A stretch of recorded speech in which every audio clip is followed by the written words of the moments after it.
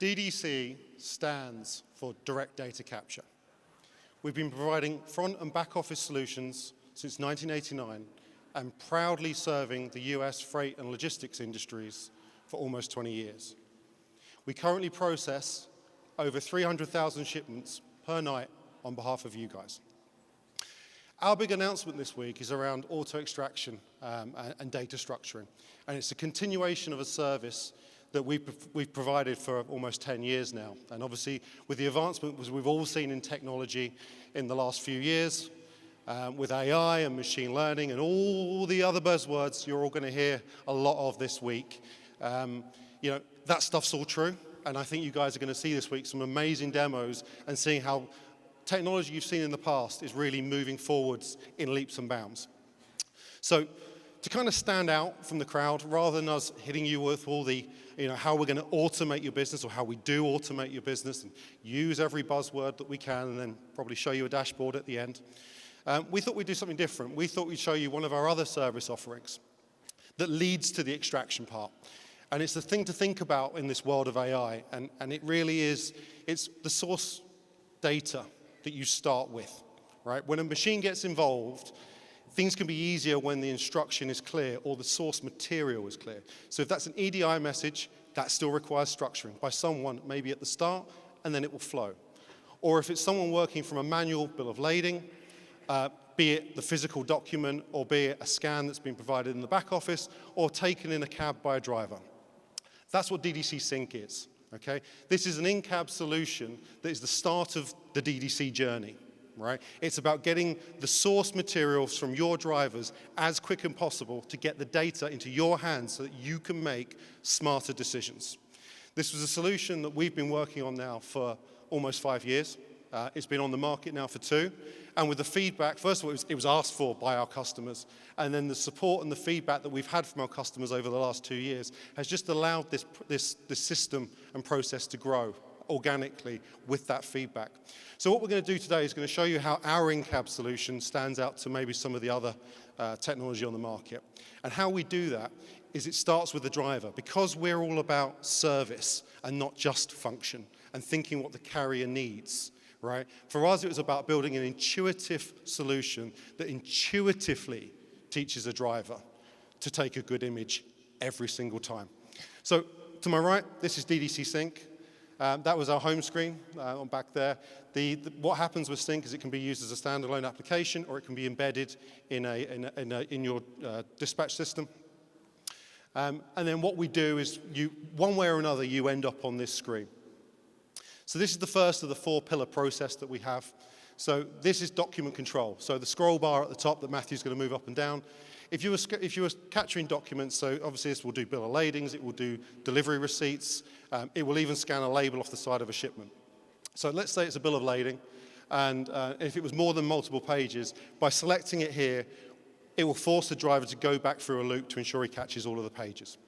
So we're just going to do a 1-page bill.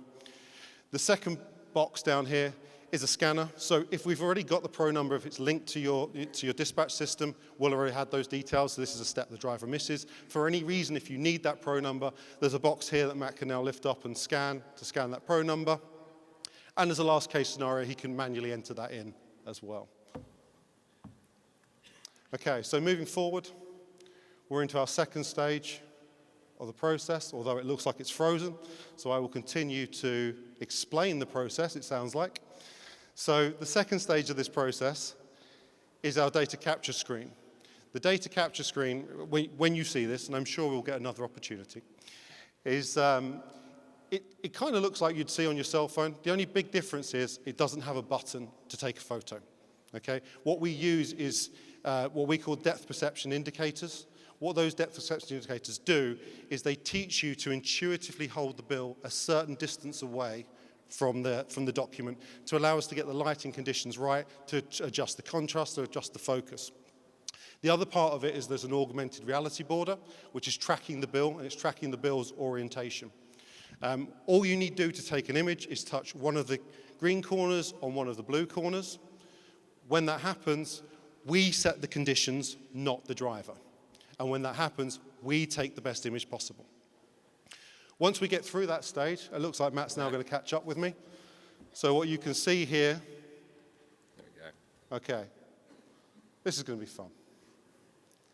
Okay, so now you can see the depth perception indicators and the augmented reality border. And what he's going to do is touch one of these corners on each other, and then that will then snap the image. And now he's on to the third stage, which is if there's any foreign objects, he's got the ability to crop that to ensure the driver doesn't have to do it again. So if you just continue for me on that map, what you'll see now is it will flatten, deskew, and rotate.